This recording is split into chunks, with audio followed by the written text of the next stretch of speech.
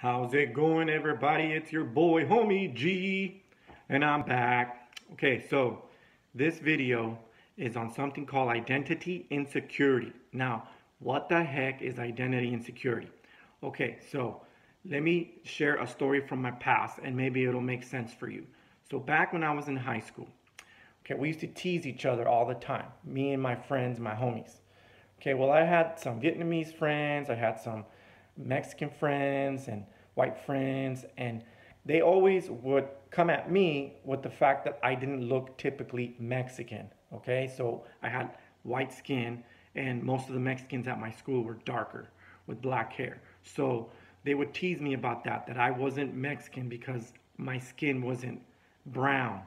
And so that would really hurt inside, okay?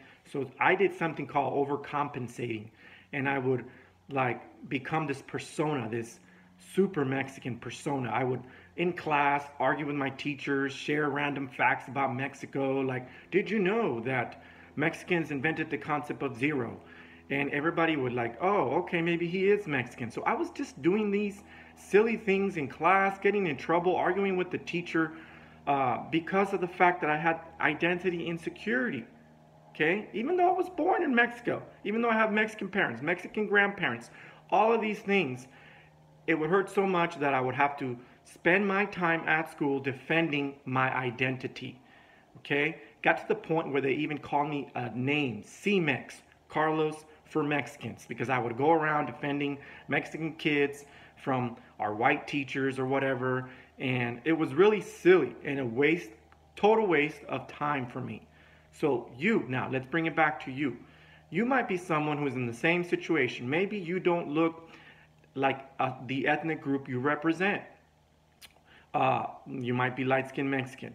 You may not speak Spanish if you're Latino, and now your Latino friends who do speak Spanish don't consider you the typical person in that ethnic group because of that. So now you're having something called identity insecurity yourself.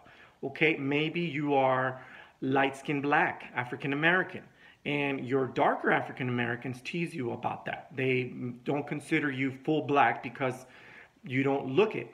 And that's really bad too. You too have identity insecurity if you feel bad about that. Maybe you're biracial. That's a really big one these days, right? So my kids are biracial. They're half black, half Mexican. And I know they're going to go to school and they're going to get teased, or they're going to, someone's going to call them out for the fact that they're not full of one or the other. And I'm hoping they don't have identity insecurity, so I'm going to have to help them out. Whatever the case may be, these people, these haters, these identity haters, do not let them define who you are. Be proud of how you look. Be proud of who you are, regardless of the circumstances, okay? If in your identity you speak a certain way and you sound, like an educated person, and your more urban friends or your more minority friends are teasing you for that, they're calling you whitewashed or something because of the fact that you speak, more educated. Never mind them. They're not people you want to be kicking it with anyways. You want to remove yourself from them because they're going to just kill your time. Plus, they're going to give you identity insecurity, and you don't need that right now as you are working to set the foundation for your future success. Okay? There's going to be a lot of hating going on in high school, okay, for whatever reason. And it's mostly because people are jealous of things. And so you're going to have to get used to that and just put these people aside. But let's go back to identity insecurity. How can you like get over that, right? What are some tips? Number one, ethnicity. Everyone in this world is made up of genes, okay? So everyone has genes from all over the world. You've seen those DNA videos where people discover that they may look black, but they may have some white in their genetic background because they took the DNA test and it showed. So you really don't know your genetic background from the way you look. You have to actually do a DNA test. So remember that when people are teasing you, they may look a certain way, but they may be, their genes may represent some other ethnic group as well. So everybody has genes from all over the world. Okay, that's number one.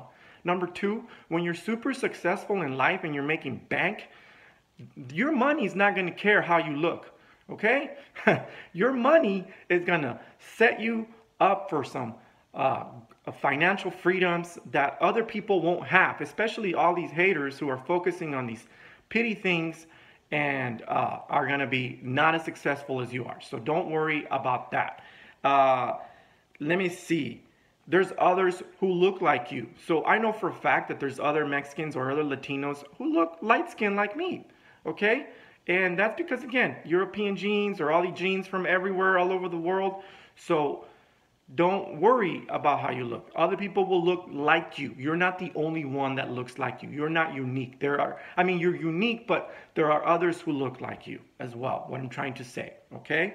And remember that every kid at school is working on their identity as well. So I know that the people who are teasing you most likely have identity insecurities of their own, or they're trying not to be discovered by their peers for their own insecurities. So don't let that get to you. Just ignore them. Move on with your life. It's all about you reaching success in your future, and you're not going to get there by spending energy and time on these haters who are hating on your identity insecurity.